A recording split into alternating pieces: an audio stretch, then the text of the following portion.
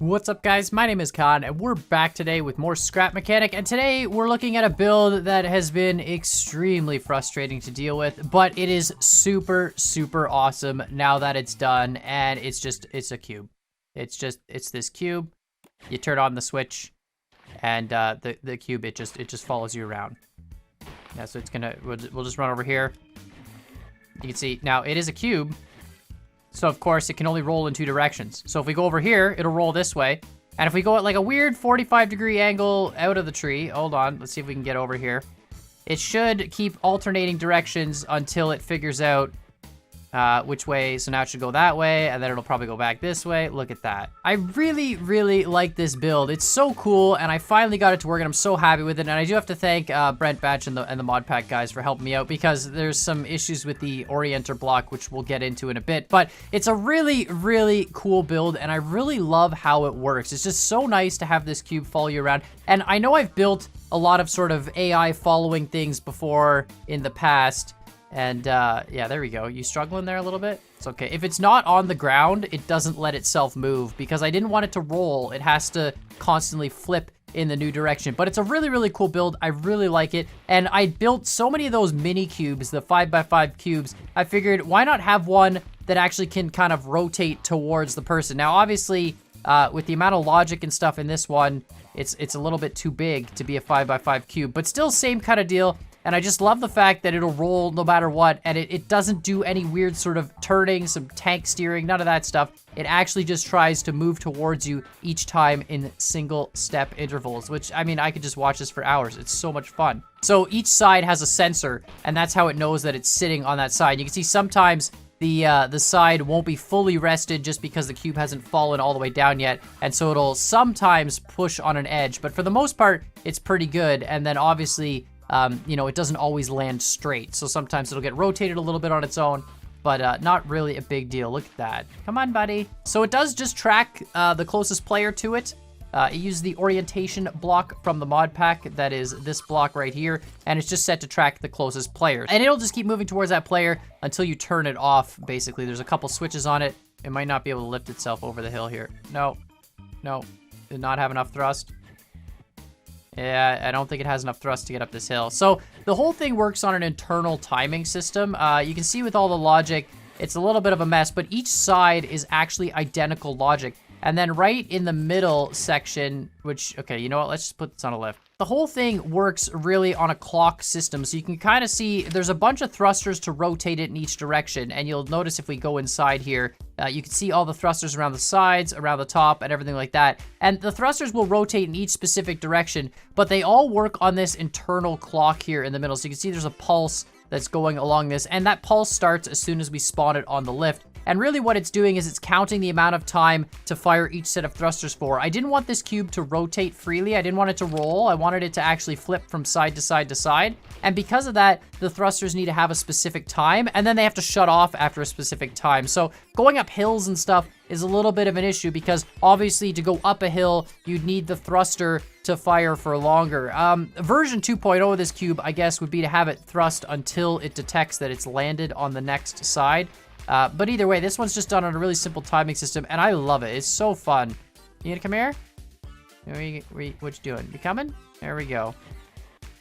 Okay. I really like this cube. I think it's so cool. And I mean, out of all the AI I've ever built, this is the first one I've ever built that moves in a very weird sort of way. I've never built anything that moves strictly as a cube before. All the mini cube AI I do, they actually are just tank drive systems. They've got a forward and back on either side, and they use square wheels, which is what causes them to bounce weirdly. But really, they're just tank driving themselves around, which makes them very easy to program. This one's a whole different ball game, because each side has to make the decision when it's on that side, which direction it needs to go to get to the player. So it's a really awesome system, and I just love it. I don't know what to tell you guys. It's so cool, and it's just such a great little cube. But we'll take a look at how it works. It's pretty simple, to be perfectly honest. I know it looks like a lot, but really it's not that bad. Each side is actually just one of these circuits. All the stuff that you see going across all the sides, that's all just connecting them to the center clock, as well as connecting them to the thrusters. So you can see the center clock is just a mess. Everything connects up to that center clock, so they're all synchronized in timing. But really, it's a very, very simple system. And we can actually see how it works right here. So we've got our center clock mechanism mounted up to this one. We'll just delete that. We don't really need to take a look at that.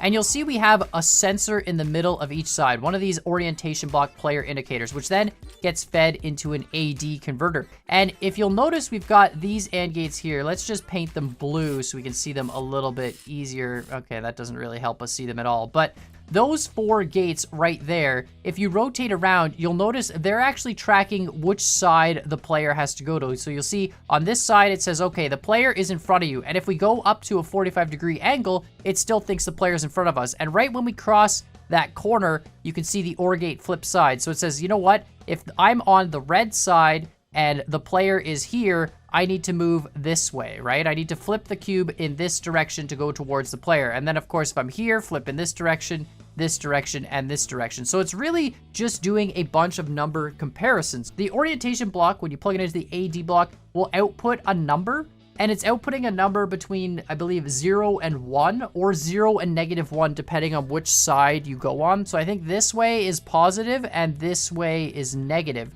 And then we've got all these greater than, less than comparison blocks around the outside, and then these static number blocks in the corners. And really all we're doing is we're just doing a bunch of number checks. So this AND gate here is basically saying if I'm less than 0.25, I believe, which is the value of this corner, and I'm greater than -0.25, then I need to be in this quadrant. And then this one I think is like 0.25 and 0.75. This is 0.75 and 0.75, but on the opposite scale. So it's a really, really simple sort of comparison, and it's just kind of checking which side the player is on relative to this. And then of course we've got a sensor on the bottom, and that sensor just goes through all these AND gates to make sure if that side is not on the bottom, we're gonna ignore that side's calculations.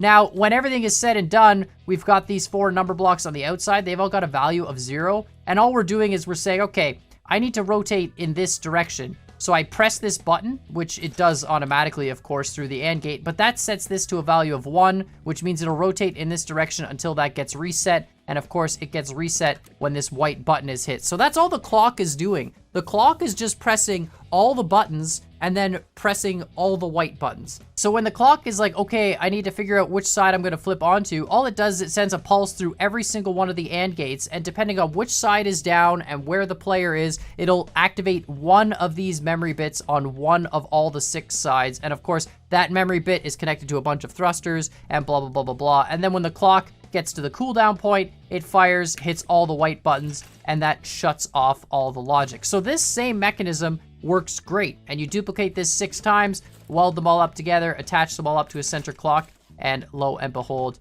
you get a super awesome cube that, of course, can follow you around.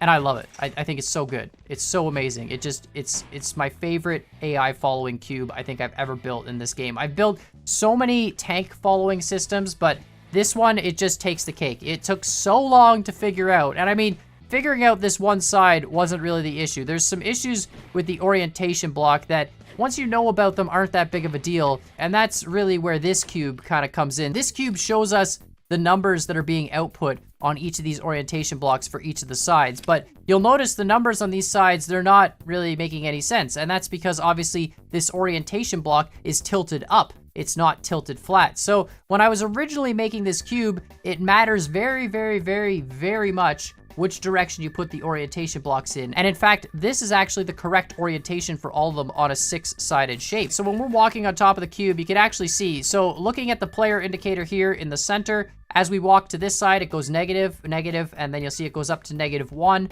and then it flips over and becomes +1, and then we loop back around. So that's the proper sort of measurements that we wanted in order to track exactly where the player is relative to the cube. But obviously on this side, even if we jump over, you'll see it doesn't really work. The numbers are all kind of messed up. But because of the way this thing is tilted, when we flip it up and then we jump onto this side, you'll notice the measurements all of a sudden start making sense again, and they do the exact same measurements. So it's very, very important that you follow the proper direction for the orientation blocks. And it's not a matter of just having them flat. They have to be pointing down for some reason. Just the way this is set up, they have to be pointing down on these sides. On the top, it has to be flat, and on the bottom, it has to be flat. But the ones on the sides have to be pointing down in order for this to work. It took way too long for me to figure that out. And actually, I had to get Brent to help me out in order to just troubleshoot this issue because it was just a nightmare. So, of course, I asked Brent, hey, Brent, why does my cube not work? I had this cube, and of course, this one's rolling along. It rolls great. It goes in the right direction. But what would happen when it was getting the wrong numbers is it would roll this way, and then all of a sudden it would tilt in a weird direction that made no sense according to where the player was. So Brent said, well, hold on, let me take a look. And Brent actually came up with this cube. I don't think he fully understood what I was working on, but he said, well, this one works with the orientation blocks. And really, this is what he came up with. Now, you'll notice my cube kind of waits. His is much faster. It also kind of rolls on the side, but it does do very much the same thing. So I'm really impressed. I mean, he whipped it together in like 10 minutes and it made me just look like an idiot. And of course, if you put timers in there, you could probably make it do the same kind of movements that my cube does, where it just rolls, waits on a side, and then rolls to the next side. He did it just with orientation blocks, constantly following the player, but really, really neat stuff. And really nice that he was able to help me out there and make the orientation block work. So obviously this project has been going on for a couple days. It did take me a fair amount of time to figure out how to make this all work. I absolutely love it though, now that it works. I mean, it's just so cool. And it just follows you forever. I don't really know the point of it. I just wanted to make a cube that can follow a player by actually doing this kind of new movement. But of course, because this build took a long time to figure out, I did in fact have Mini show me how to do some stuff with his mod. So for those of you guys who don't know, Mini has a mod which is the reason that we have the black hole guns and as well the gravity gun that we showed a little while ago. And I actually had Mini explain to me a little bit about how to use his mod because he's got some crazy powerful blocks, obviously to make the black hole gun, the burster block, he's got some teleportation block, and just a ton of stuff I haven't looked into. The Dwarfster ball yesterday, the camera manipulation, all that stuff is unbelievably powerful, and I just had never really taken any time to sit down and figure out how it works. So I had him explain a little bit of it to me, and in about 10 minutes, he showed me how to make this cube here, which is crazy. I mean, this is like what, 7, 8, 10, maybe 10 logic blocks, 12 logic blocks, something like that. But with only these logic blocks, we can do all the exact same thing that Brent's cube does. So it doesn't do what my cube does. It doesn't move and then wait, but it does exactly what Brent's does. And if we just turn it on, you'll notice it'll just roll towards us. And if we go over here, it'll just roll towards us this way. This is insane with like 8 blocks. And it's not using thrusters. It's just using a physics block that manipulates the object itself. But you can see, it's just, come on, there we go, you can do it. But really, really cool stuff. So it's definitely powerful, and he actually taught me a little bit about how to set up circuits like this. So I am gonna start getting into more crazy stuff with his mod, but I absolutely love that there's 20 billion different ways to make this exact same cube setup. And I actually kind of felt like an idiot, because honestly, I spent at least like 4 or 5 hours building that whole cube, and I had built it once and then I had rebuilt it again because I was like, I can't figure out why this isn't working. And then I contacted Brent and I was like, yo, I still can't figure out why this is working. And he helped walk me through the orientation block, and it was just a painful process. And then finally I talked to Mini, and Mini's like, oh yeah, we can do that in like 10 minutes. And sure enough, this is what we got. So it's really, really cool stuff. I absolutely love it. And then of course with Mini's mod, he also showed me this cube, which I called Mini's Death Cube. And if you don't want one that follows, this is another great cube. This one's the same kind of deal with the same sort of logic setup, except you get in there, and it's got like a bajillion gravity, and it's the bully of all cubes. I mean, it's so unbelievably powerful. Again, there's no motors, there's no thrusters in this. This is all just done by manipulating the object's position as we, oh boy, we got, yeah. So obviously Mini's cube uses a little bit less logic than this. Even if we were to spawn at Brent's cube, it uses a little bit more, but it's still really, really cool stuff. And this is definitely excessive. You do not need nearly the amount of logic I put in here. Obviously, I made one side and duplicated it 6 times. You could have done this whole thing with just a simple control mechanism, and sometimes this happens. Yeah, physics is just a weird thing in scrap mechanics. You just kind of give it a bump, and then, you know, it's good. But definitely let me know what you guys think of this cube in the comments down below. I will upload it to the workshop. You can, of course, try it out for yourself. It should work, no problem, if you spawn it. This does just use the mod pack, I believe, to make everything happen. I don't think I use any other mods, but definitely let me know what you guys think in the comments down below. While you're at it, hit that like button, hit the subscribe button. And as always, I hope you guys enjoyed this video, and we'll see y'all next time.